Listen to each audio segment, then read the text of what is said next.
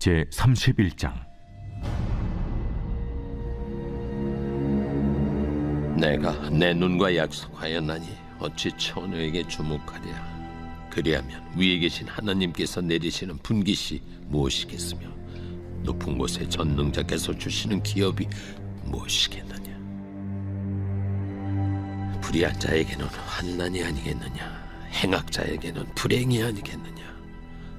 그가 내 길을 살피지 아니하시느냐, 내 걸음을 다 세지 아니하시느냐. 만일 내가 허위와 함께 동행하고 내 발이 속임수에 빨랐다면 하나님께서 나를 공평한 저울에 달아보시고 그가 나의 온전함을 아시기를 바라노라. 만일 내 걸음이 길에서 떠났거나 내 마음이 내 눈을 따랐거나 내 손에 더러운 것이 묻었다면 내가 심은 것을 타인이 먹으며 나의 소출이 뿌리째 뽑히기를 바라노라. 만일 내 마음이 여인에게 유혹되어 이웃의 문을 엿보아 문에서 숨어 기다렸다면 내 아내가 타인의 맷돌을 돌리며 타인과 더불어 동침하기를 바라노라. 그것은 참으로 음란한 일이니 재판에 회부할 죄악이요 멸망하도록 사려는 불이니 나의 모든 소출을 뿌리째 뽑기를 바라노라. 만일 남종이나 여종이 나와 더불어 쟁론할 때 내가 그의 권리를 저버렸다면 하나님이 일어나실 때 내가 어떻게 하겠느냐? 하나님이 심판하실 때 내가 무엇이라 대답하겠느냐? 나를 태 속에 만드신 이가 그도 만들지 아니하셨느냐? 우리를 뱃속에 지으신 이가 한 분이 아니시냐? 내가 언제 가난한 자의 소원을 막았거나 과부의 눈으로 하여금 실망하게 하던가? 남은 혼자 내 떡덩이를 먹고 고아에게 그 조각을 먹이지 아니하였던가? 실상은 내가 젊었을 때부터 고아 기르기를 그의 아비처럼 하였으며 내가 어렸을 때부터 과부를 인도하였노라. 만일 내가 사람이 의복이 없이 죽어가는 것이나 가난한 자가 덮을 것이 없는 것을 못 본 채 했다면, 만일 나의 양털로 그의 몸을 따뜻하게 입혀서 그의 허리가 나를 위하여 복을 빌게 하지 아니하였다면, 만일 나를 도와주는 자가 성문에 있음을 보고 내가 주먹을 들어 고아를 향해 휘둘렀다면 내 팔이 어깨뼈에서 떨어지고 내 팔뼈가 그 자리에서 부스러지기를 바라노라. 나는 하나님의 재앙을 심히 두려워하고 그의 위엄으로 말미암아 그런 일을 할 수 없느니라. 만일 내가 내 소망을 금에다 두고 순금에게 너는 내 의뢰하는 바라 하였다면, 만일 재물의 풍부함과 손으로 얻은 것이 많음으로 기뻐하였다면, 만일 해가 빛남과 달이 밝게 뜬 것을 보고 내 마음이 슬며시 유혹되어 내 손에 입맞추었다면, 그것도 재판에 회부할 죄악이니 내가 그리하였으면 위에 계신 하나님을 속이는 것이리라. 내가 언제 나를 미워하는 자의 멸망을 기뻐하고 그가 재난을 당함으로 즐거워하였던가? 시상은 나는 그가 죽기를 구하는 말로 그의 생명을 저주하여 내 입이 범죄하게 하지 아니하였노라. 내 장막 사람들은 주인의 고기에 배부르지 않은 자가 어디 있느뇨 하지 아니하였는가? 실상은 나그네가 거리에서 자지 아니하도록 나는 행인에게 내 문을 열어주었노라. 내가 언제 다른 사람처럼 내 악행을 숨긴 일이 있거나 나의 죄악을 나의 품에 감추었으며 내가 언제 큰 무리와 여러 종족의 수모가 두려워서 대문 밖으로 나가지 못하고 잠잠하였던가?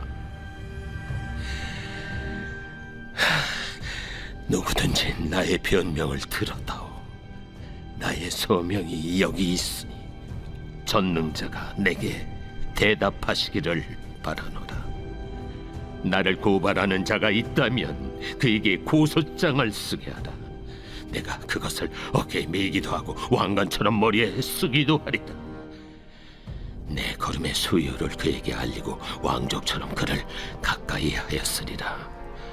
만일 내 밭이 나를 향하여 부르짖고 밭이랑이 함께 울었다면, 만일 내가 값을 내지 않고 그 소출을 먹고 그 소유주가 생명을 잃게 하였다면, 밀 대신에 가시나무가 나고 보리 대신에 독보리가 나는 것이 마땅하니라. 하고 욥의 말이 그치니라.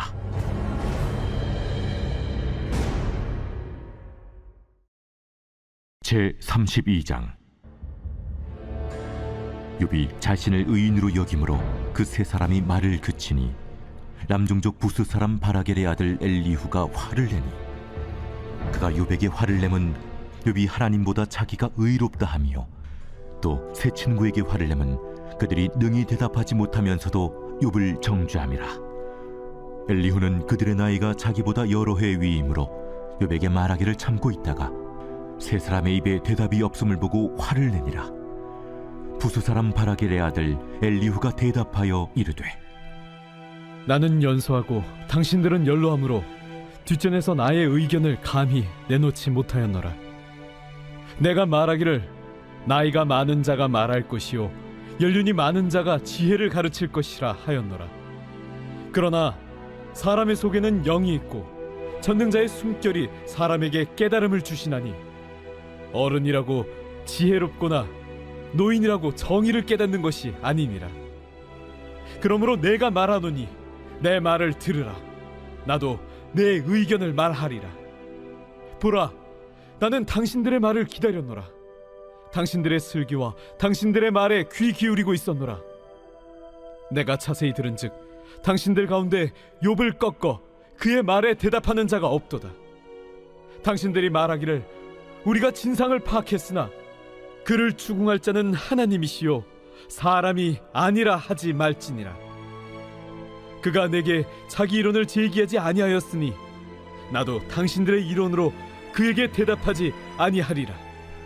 그들이 놀라서 다시 대답하지 못하니 할 말이 없음이었더라. 당신들이 말없이 가만히 있어서 다시 대답하지 아니한즉 내가 어찌 더 기다리랴. 나는 내 본분대로 대답하고 나도 내 의견을 보이리라. 내 속에는 말이 가득하니 내 영이 나를 압박함이니라. 보라, 내 배는 봉한 포도주통 같고 터지게 된 새 가죽 부대 같구나. 내가 말을 하여야 시원할 것이라. 내 입을 열어 대답하리라. 나는 결코 사람의 낯을 보지 아니하며 사람에게 영광을 돌리지 아니하리니 이는 아첨할 줄을 알지 못함이라. 만일 그리하면 나를 지으신 이가 속히 나를 데려가시리로다.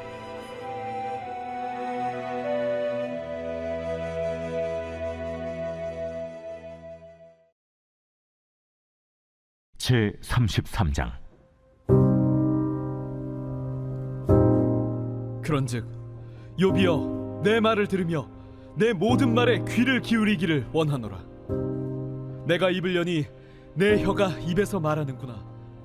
내 마음의 정직함이 곧 내 말이며 내 입술이 아는 바가 진실을 말하느니라.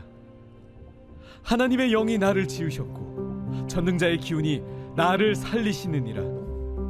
그대가 할 수 있거든 일어서서 내게 대답하고 내 앞에 진술하라. 나와 그대가 하나님 앞에서 동일하니 나도 흙으로 지으심을 입었은즉 내 위엄으로는 그대를 두렵게 하지 못하고 내 손으로는 그대를 누르지 못하느니라. 그대는 실로 내가 듣는 데서 말하였고 나는 그대의 말소리를 들었느니라. 이르기를 나는 깨끗하여 악인이 아니며 순전하고 불의도 없거늘 참으로 하나님이 나에게서 잘못을 찾으시며 나를 자기의 원수로 여기사 내 발을 착고에 채우시고 나의 모든 길을 감시하신다 하였느니라. 내가 그대에게 대답하리라. 이 말에 그대가 의롭지 못하니 하나님은 사람보다 크심이니라. 하나님께서 사람의 말에 대답하지 않으신다여 어찌 하나님과 논쟁하겠느냐. 하나님은 한 번 말씀하시고 다시 말씀하시되 사람은 관심이 없도다. 사람이 침상에서 졸며 깊이 잠들 때에나 꿈에나 밤의 환상을 볼 때에 그가 사람의 귀를 여시고 경고로써 두렵게 하시니 이는 사람에게 그의 행실을 버리게 하려 하심이며 사람의 교만을 막으려 하심이라. 그는 사람의 혼을 구덩이에 빠지지 않게 하시며 그 생명을 칼에 맞아 멸망하지 않게 하시느니라. 혹은 사람이 병성의 고통과 뼈가 늘 쑤심의 징계를 받나니 그의 생명은 음식을 싫어하고 그의 마음은 별미를 싫어하며 그의 살은 파리하여 보이지 아니하고 보이지 않던 뼈가 드러나서 그의 마음은 구덩이에 그의 생명은 멸하는 자에게 가까워지느니라. 만일 일천 천사 가운데 하나가 그 사람의 중보자로 함께 있어서 그의 정당함을 보일진대 하나님이 그 사람을 불쌍히 여기사 그를 건져서 구덩이에 내려가지 않게 하라. 내가 대속물을 얻었다 하시리라. 그런즉 그의 살이 청년보다 부드러워지며 젊음을 회복하리라. 그는 하나님께 기도함으로 하나님이 은혜를 베푸사 그로 말미암아 기뻐 외치며 하나님의 얼굴을 보게 하시고 사람에게 그의 공의를 회복시키시느니라. 그가 사람 앞에서 노래하여 이르기를 내가 범죄하여 옳은 것을 그르쳤으나 내게 무익하였구나. 하나님이 내 영혼을 건지사 구덩이에 내려가지 않게 하셨으니 내 생명이 빛을 보겠구나 하리라. 실로 하나님이 사람에게 이 모든 일을 제삼 행하심은 그들의 영혼을 구덩이에서 이끌어 생명의 빛을 그들에게 비추려 하심이니라. 욥이여, 내 말을 귀담아 들으라. 잠잠하라, 내가 말하리라. 만일 할 말이 있거든 대답하라. 내가 기쁜 마음으로 그대를 의롭다 하리니 그대는 말하라. 만일 없으면 내 말을 들으라. 잠잠하라, 내가 지혜로 그대를 가르치리라.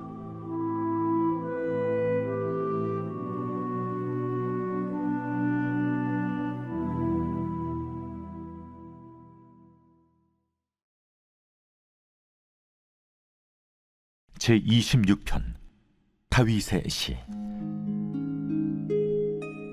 내가 나의 완전함에 행하여 싸우며 흔들리지 아니하고 여호와를 의지하여 싸우니 여호와여, 나를 판단하소서. 여호와여, 나를 살피시고 시험하사 내 뜻과 내 양심을 단련하소서.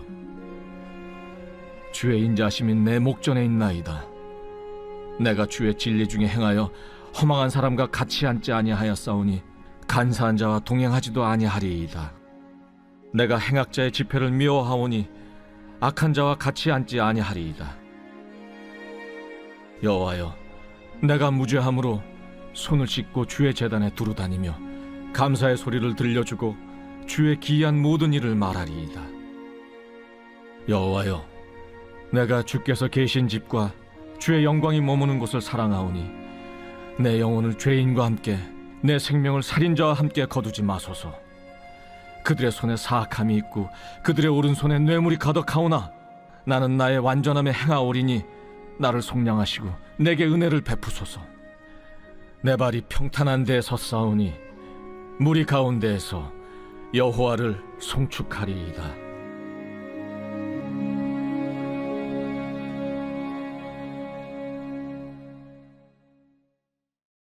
오늘 우리가 은혜 받을 하나님 말씀은 욥기 32장 23절로 26절까지 말씀입니다. 만일 1천 천사 가운데 하나가 그 사람의 중보자로 함께 있어서 그의 정당함을 보일진대 하나님이 그 사람을 불쌍히 여기사 그를 건져서 구덩이에 내려가지 않게 하라. 내가 대속물을 얻었다 하시리라. 그런즉 그의 살이 청년보다 부드러워지며 젊음을 회복하리라.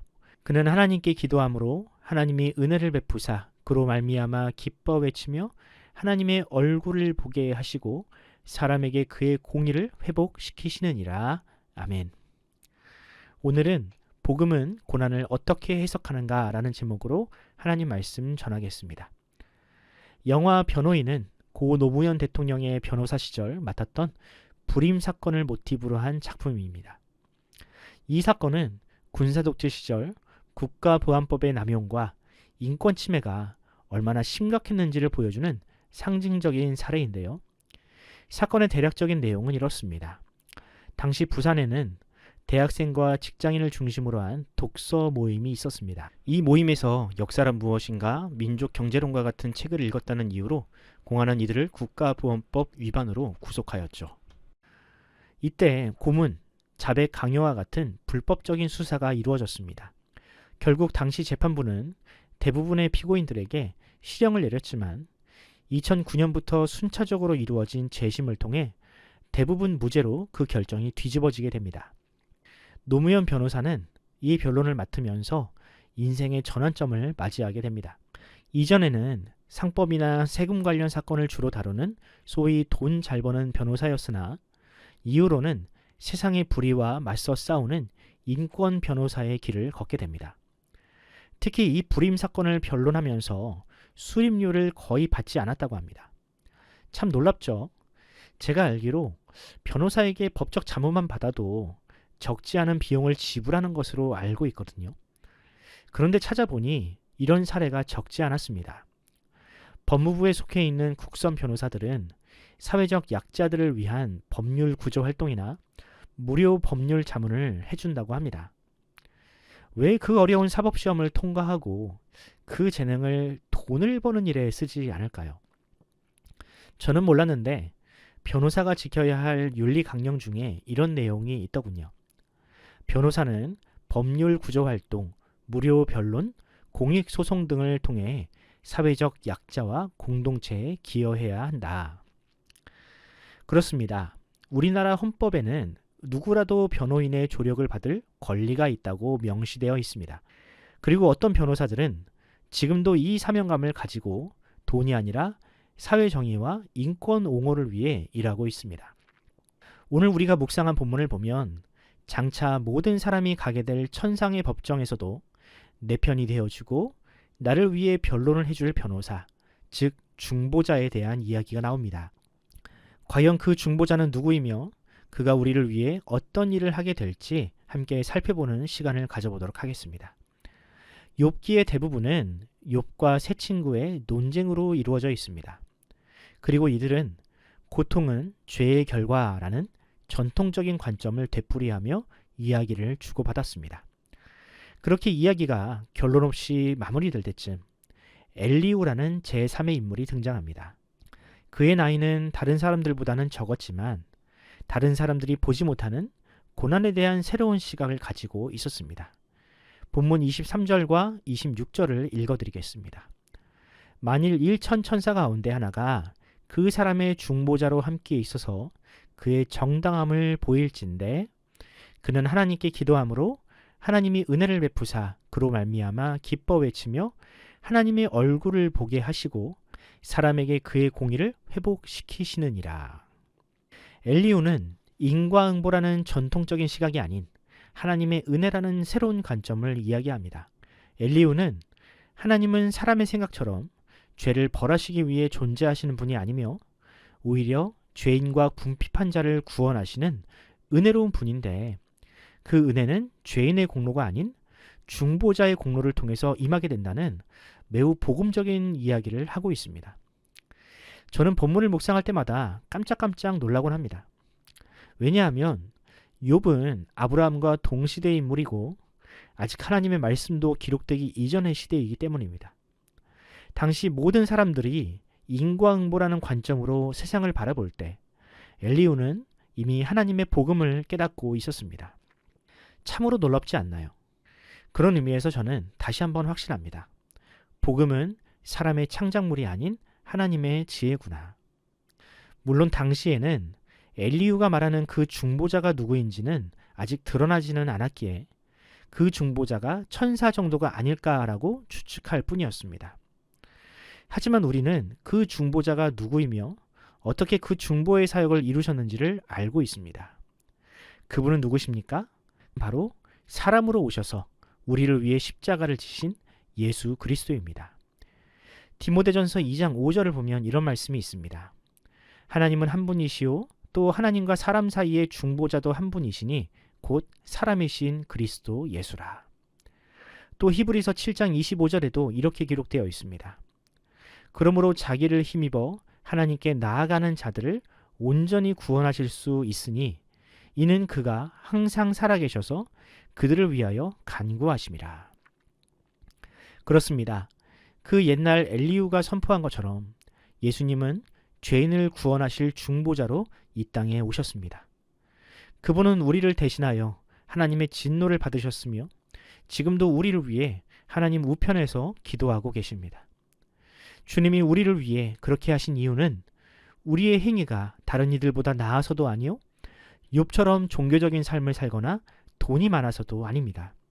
그저 하나님께서 그것을 기뻐하시기 때문이며 그분이 우리를 사랑하시기로 작정하셨기 때문입니다. 하나님의 사랑은 결코 내세에만 국한되지 않습니다. 예수님은 욥처럼 낙심한 사람, 절망과 실패한 사람의 자리에도 함께하기를 원하시는 분입니다. 그래서 예수님은 이 땅에 계실 때 언제나 가장 낮은 곳을 찾아다니셨습니다.